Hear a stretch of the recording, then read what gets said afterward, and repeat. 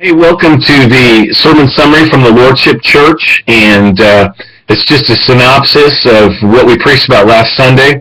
Leading up to that, we've been talking about worship this month and what worship means.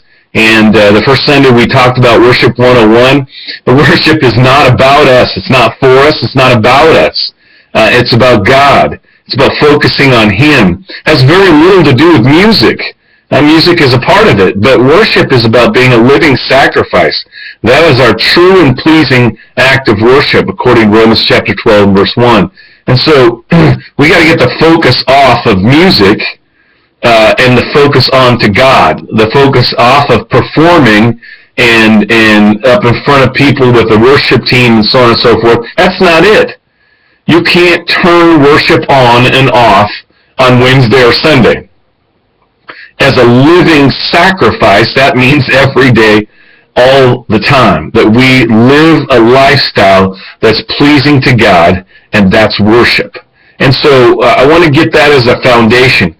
We're not talking about music here. The second Sunday we talked about how that worship is either pleasing or grieving to God.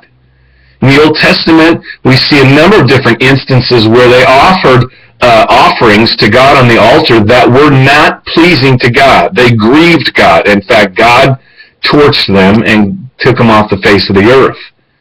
It's a serious thing. The priest going into the temple once a year had a rope tied around his ankle. You know the story. Because if he hadn't prepared himself properly, he wouldn't be on this earth very long. There is a way to prepare yourself for worship. We are meeting with the King of Kings and the Lord of Lords. This is not something trivial.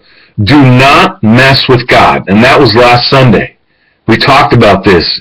In Deuteronomy chapter 4, verse 23, and I like it in the Message version, it says, God, your God, issued a clear command on that. God, your God, is not to be trifled with. He is a consuming fire, a jealous God. God is jealous for you. He loves you so much that He sent His only Son. Jealous for you. He doesn't want anybody else to corrupt or destroy you. That's how jealous God is. He wants you. He created you. He created us, and we were created for Him, Colossians 1:16. By Him we were created, and for Him we were created. We are instruments of worship. Music instruments are secondary. We ourselves are instruments in God's hands. We are instruments of worship to Him.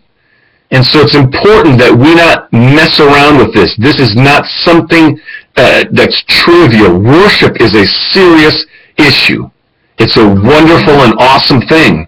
But it's very important that we take it in a way that it's meant to be. We are worshiping God. We are offering ourselves on the altar as living sacrifices. You don't just show up on Sunday, raise your hands when we're singing, and call it worship. That isn't worship.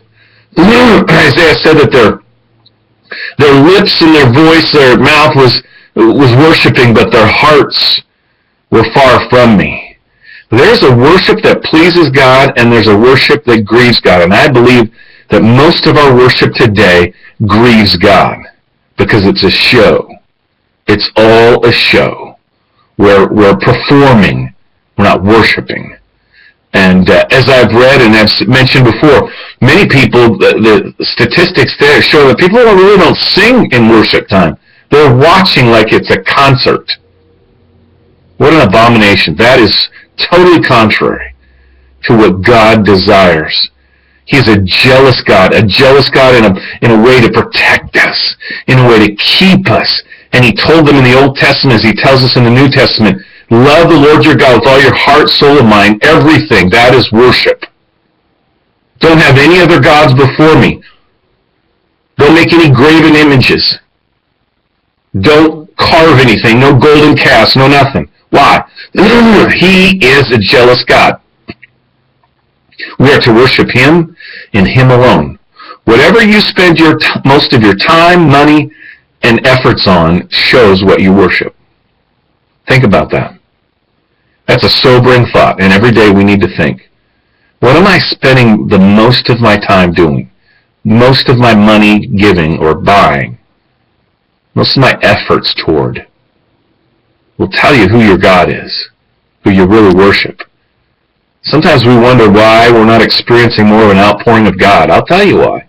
He's grieved by our worship. I want to challenge you. God's a consuming fire. He wants to pour out His Spirit upon us in the last days. We know that. But He will burn up anything that is not of Him. The wheat and the chaff, that's just mess. It's nothing. It's show. Until He finds people who will truly worship Him in spirit and in truth. I challenge you today. Be a living sacrifice. God bless you.